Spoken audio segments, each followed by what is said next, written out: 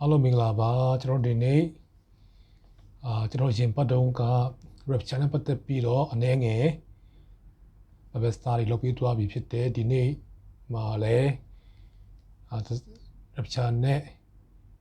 rap channel ပြီးရင်လာမဲ့ဒီဘေးဒဏ်ကြီးကာလပေါ့နော်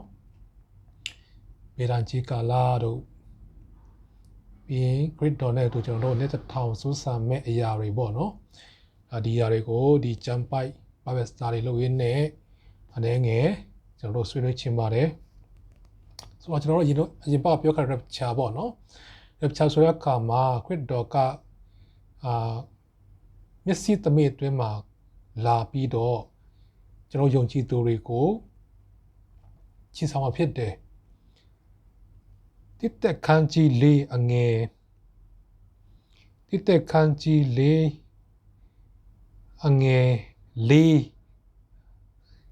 တိတက်ခန်းကြီးလေးအငယ်15ပေါ့နော် sorry အငယ်15တခင်ဖယားဤပြရိတ်တော်ဖြစ်တပံငါတို့ဆိုဒီကဖျက်တခင်ကြွတော်မူတော့ခါအသက်ရှင်ကြံကျွန်းတော့ငါတို့ဒီအပြပြီးတော့သူတို့ရဲ့အရင်အဝန်း၌နေရာကြရမည်မဟုတ်တဲ့ယေရှုခရစ်တော်ကြွလာတဲ့ခါမှာတဲ့ rapture ပြောတာပေါ့နော် rapture လာတဲ့ခါမှာတဲ့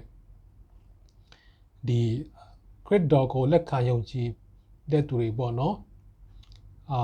တန်ရှင်းတဲ့ဝိညာဉ်တွေအရင်ထမြောက်မှာဖြစ်တယ်တဲ့ဆိုလို့ချင်းတော့ကျွန်တော်တို့ခရစ်တော်အချိန်မှာမတည်သေးဘူးဆိုရင်ကျွန်တော်တို့ဒီအသက်ရှင်လက်နေတဲ့လူတွေကခရစ်တော်ကိုယုံကြည်တဲ့အသက်ရှင်လက်နေတဲ့လူတွေကနောက်မှပေါ့နော်ဒီတည်ပြီးသားလူတွေကအရင်သူတို့ထမြောက်ပြီးတော့မိုးကောင်းကင်မှာခရစ်တော်နဲ့တူချစ်ဆောင်ခြင်းခံမယ်ပေါ့နော်ကျွန်တော်တို့အသက်ရှင်တဲ့လူတွေကြတော့ကျွန်တော်တို့ဒီခန္ဓာကိုယ်နဲ့ပဲ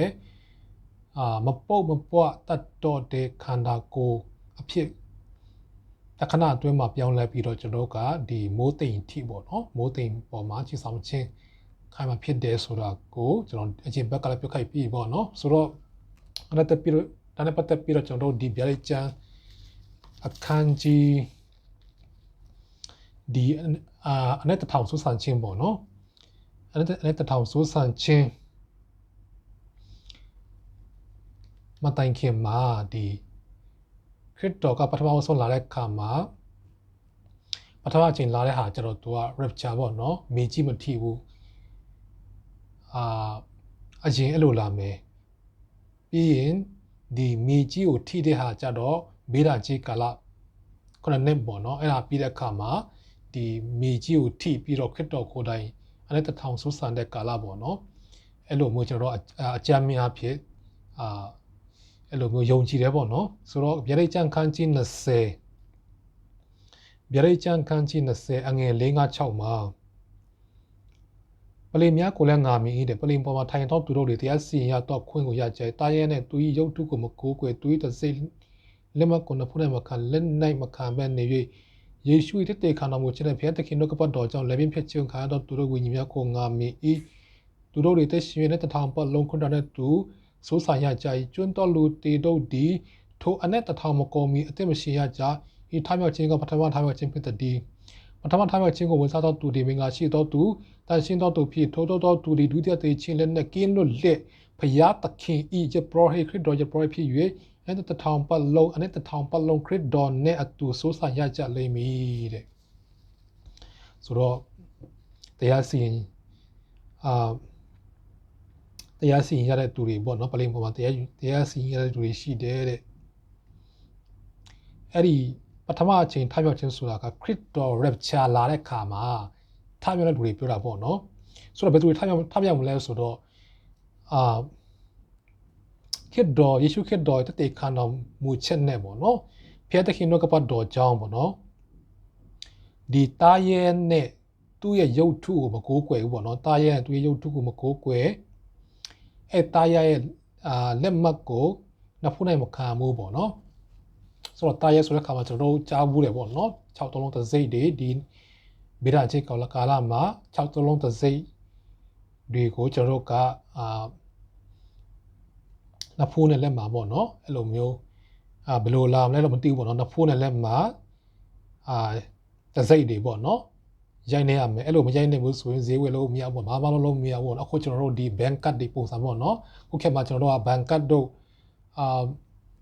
ဒီလိုမျိုး credit card တွေမရှိတော့ဘူးဆိုကျွန်တော်တို့က online မှာဘာမှလုပ်လို့မရတဲ့ခက်ပေါ့နော်အဲ့လိုမျိုးပုံစံပဲဒီမိရန်ချစ်ကာလမှာ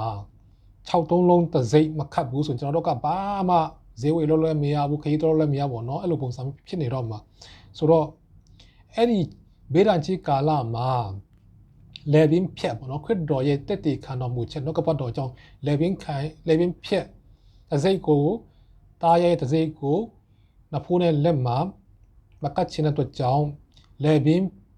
ဖြက်ခိုင်းတဲ့ဝိညာဉ်တွေကအရင်ဦးဆုံးထမြောက်မဲတဲ့ဆိုတော့ကျွန်တော်တို့ယုံကြည်တာကယေရှုခရစ်တော်လာမဲ့အချိန်ဟာတဲ့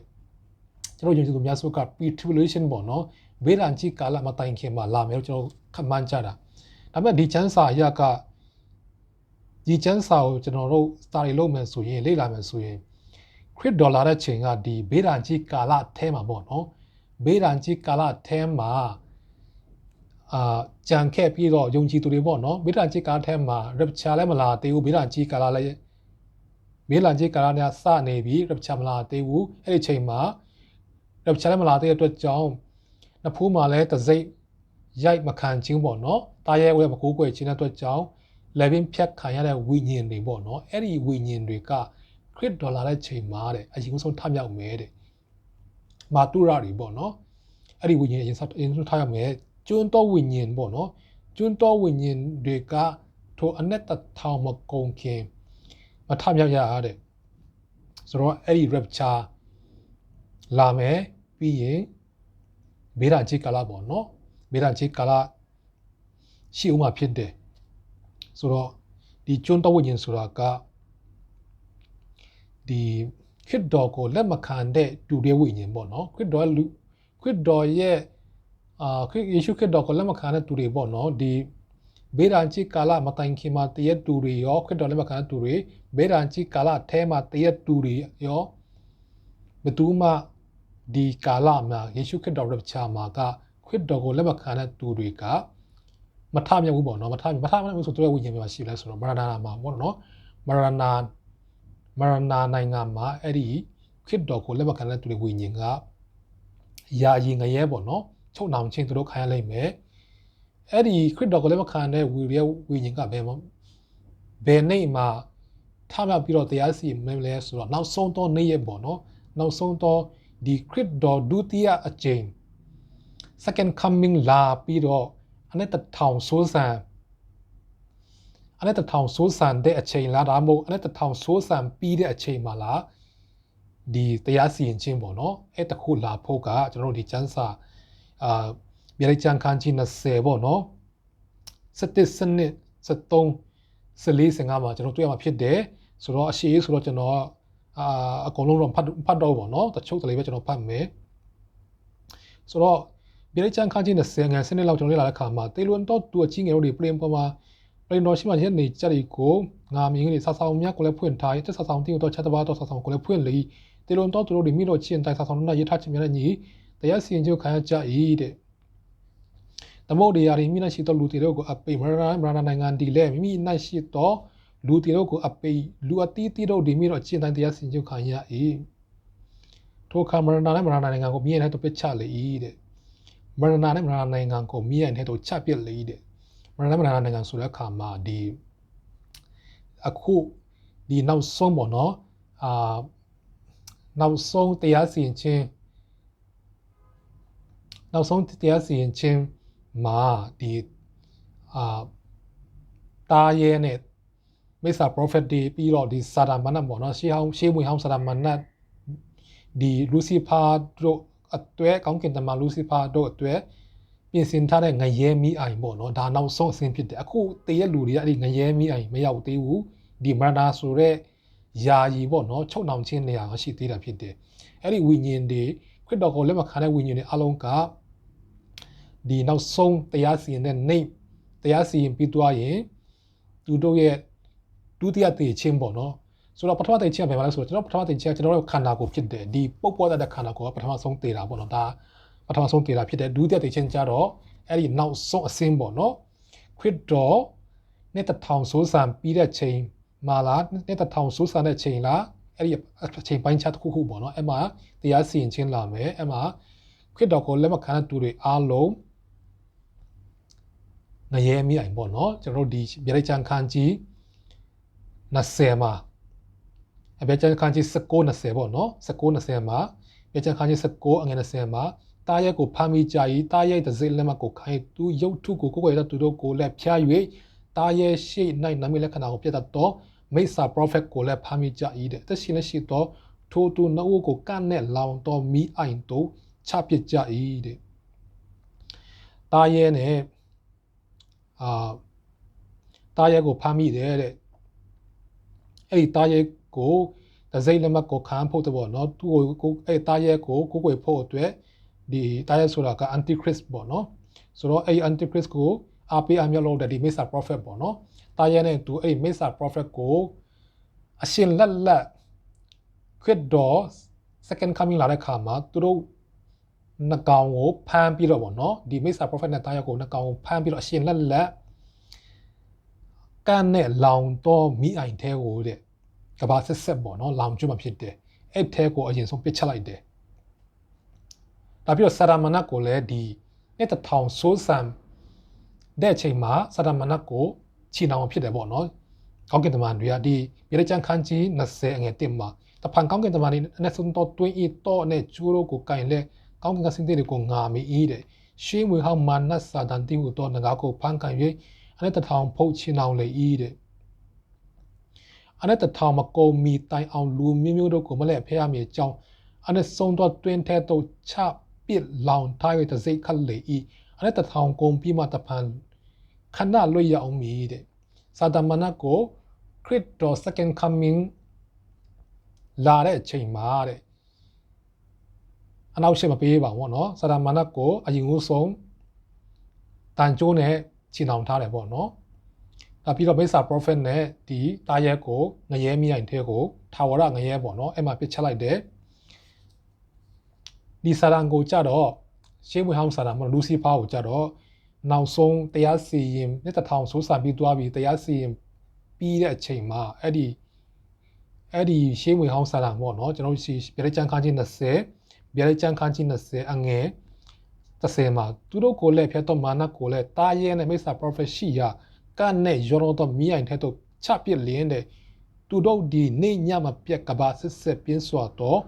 ဝေဒနာကိုခံရကြလက်တန်းတဲ့ဆိုတော့နောက်ဆုံးတော့နေပါဘောနော်ဆိုတော့ကျွန်တော်ဒီကြောင့်ပြောတဲ့အခါမှာဒီဂျာရန်မှာပေါ့နော်ဒီဂျာရန်မှာ second coming မှာဒီကောင်းကင်တမန်တွေနဲ့ဒီ